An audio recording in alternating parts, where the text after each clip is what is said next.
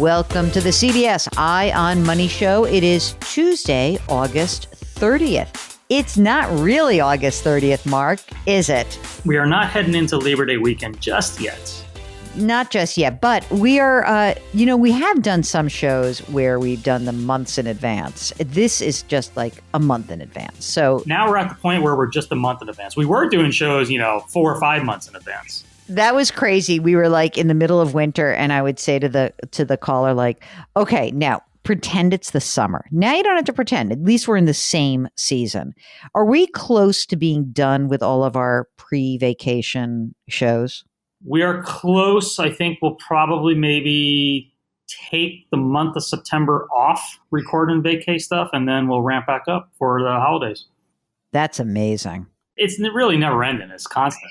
It is. It's like you have to, it's like, you're sort of shoveling the coal into the bow of the ship. Did I tell you I just watched the Titanic recently? All right, Mark, we got to get some business done. So let's do it. If you have a financial question, a concern, an issue, you want to run a situation by us, just go to our website, jillonmoney.com, click the Contact Us button, and Mark does everything else. So it's very easy to do. Today, we are speaking to Nate, who is on the line from California. Hello, Nate. What's going on? How can we help you out? I wrote in because I'm doing much of my saving into a regular 401k.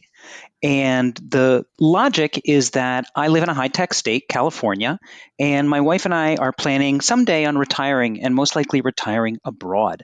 Ooh. And so I know that you guys always talk about wanting to put money in a Roth 401k for the, just having that tax-free money. But I'm wondering if the combination of living in a high-tax state now and then hopefully living abroad later, it would then make more sense to just put it in a regular 401k. All right, let's get this information now. How old are you, Nate? So I am 42 and my wife is 42 as well. Okay. And how much do you guys earn?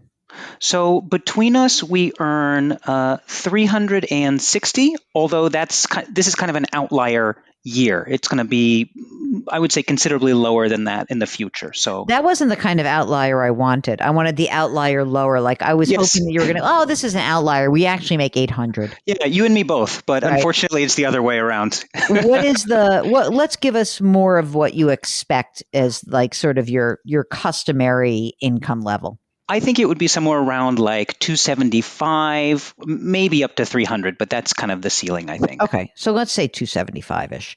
Yeah. And how much money do you guys have in your retirement accounts right now? Sure. So my wife and I, we have a bunch of stuff from previous employers. So let me just give you the rundown. Okay.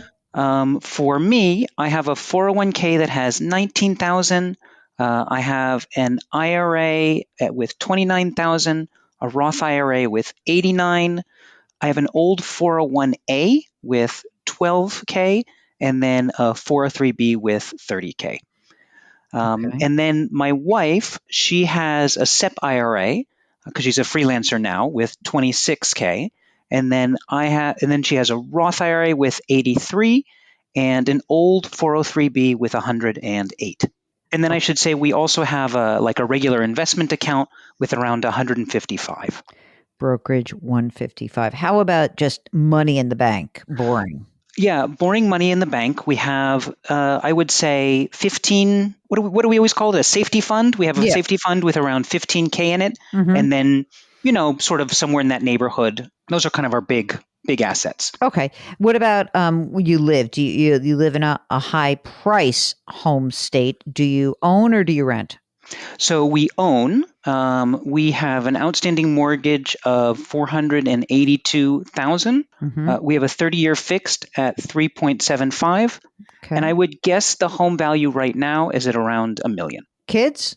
No kids in the cards for us. Okay. So when you talk about going abroad or retiring abroad, is one of you a passport holder in another country? Yes, my wife is from Latin America. Okay. Where are we moving? I just want to know where I get to visit you. I know, right? Well, we would love to maybe go to Colombia, but you can never rule. Since you guys have been talking so much about Europe, you can never rule Europe out. Spain is a great place. I like that. Okay. Now, if she were, let's just pretend it's Colombia. So her status, is she a U.S. citizen? No, not yet, But but she she, will be. okay, let's flash forward. It's 20 years from now, and you're both 62.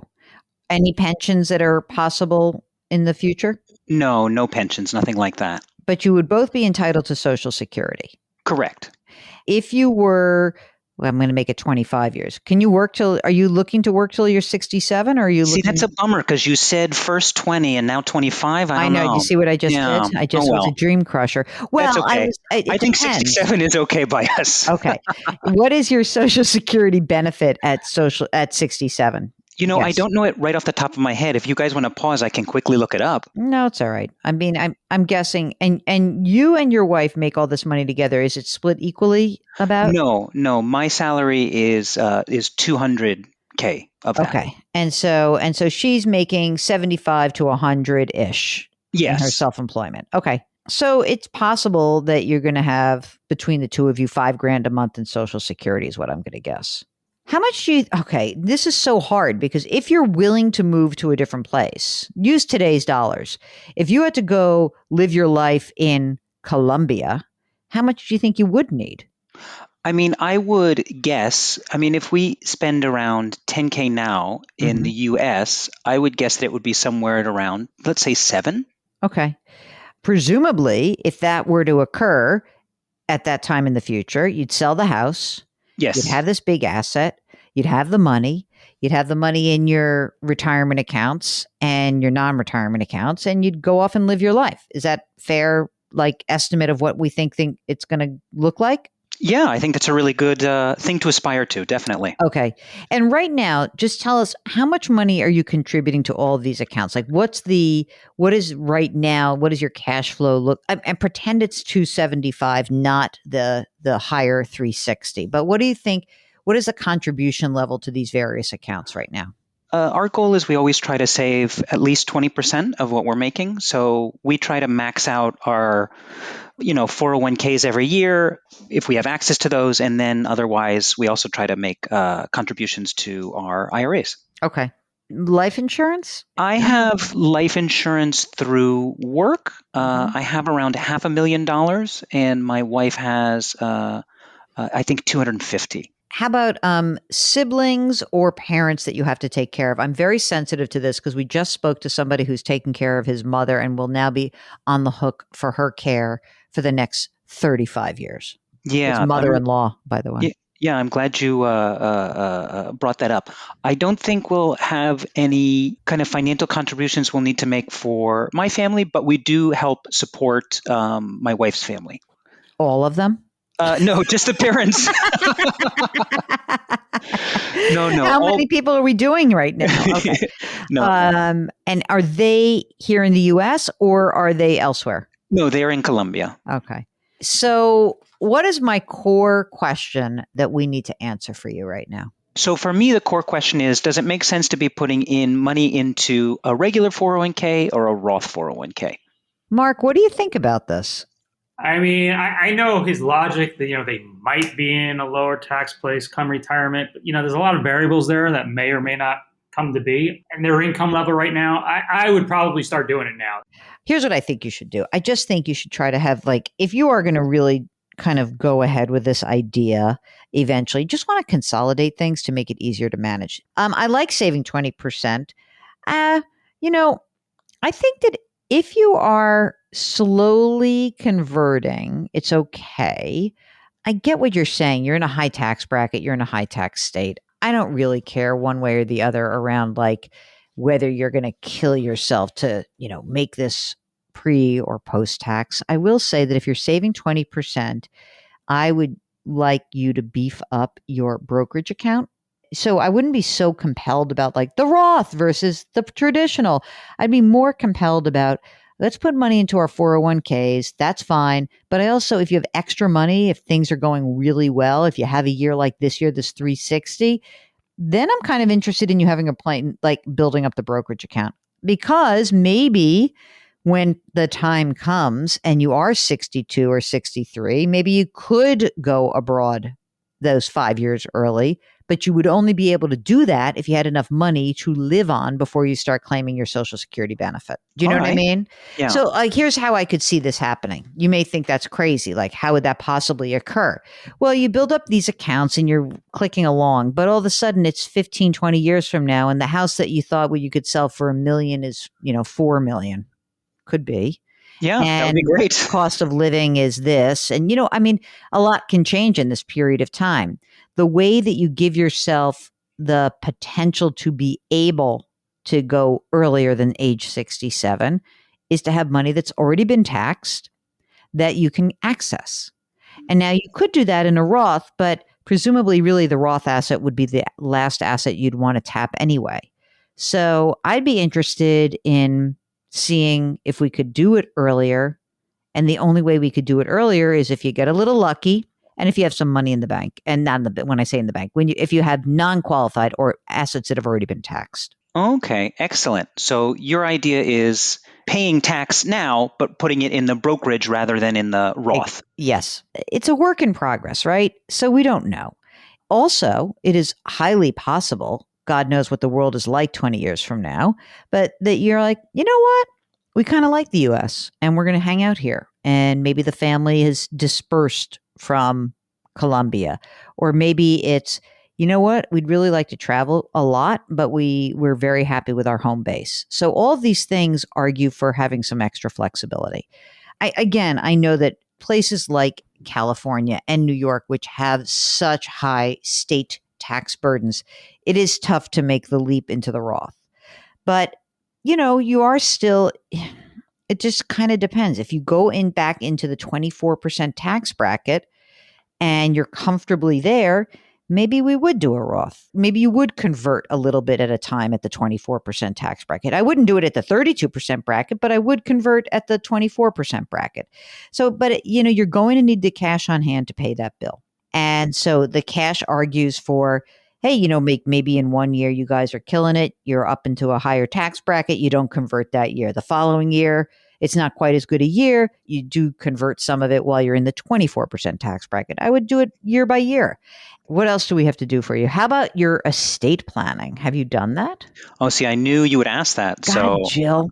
You're making inroads with all of us. And so we have wills, advanced healthcare directives, and durable power of attorneys. That's perfect. What more could you want? Yeah, and they're all like the standard ones that you can download from like the California State website. Great. This is perfect. Does that work? Yes, it's just the two of us.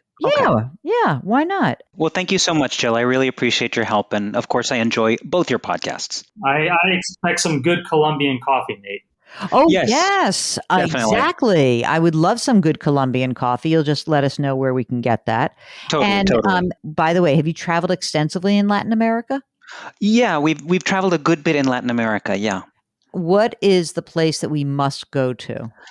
For me, I'm very much biased in this, but I really love Mexico City. I think it's just the greatest city in the world. The food is amazing. There's so many beautiful things. There's so much history. I have got to check that out because my sister-in-law went there. She had an amazing time. We were just talking about that's a trip. What's the best time of year to do that trip? Like October? Yeah, sure. I feel like there's never a bad time to be in Mexico City. But again, I'm guessing August is not great. I'm just going to be honest with you. All right. Thanks so much for checking in with us. We wish you the very best of luck. Nate in California, soon to be Nate from Colombia, perhaps, or Spain, or wherever he goes next. Are you looking to make a transition to an exciting next chapter? That is exciting, Mark. That's kind of cool. If so, I would like to try to kind of brush off my moniker of the dream crusher and make your dream potentially come into a reality. And so if you want that possibility, you've got to go to the website, jillonmoney.com. Click on the Contact Us button. Mark does everything else. While you're there, sign up for the free weekly newsletter. Comes out every single Friday. It's been another good show. Leave us a rating and review on Apple. We would really appreciate that. Mark Telares here is the co-host and executive producer of the program. We're distributed by Paramount Global. We drop our episodes every Tuesday and Thursday. please put your hands metaphorically on someone's back. It will make that person feel better, and I promise it will make you feel better. Thank you very much for listening. Curiosity, compassion, community. We'll check in with you on Thursday.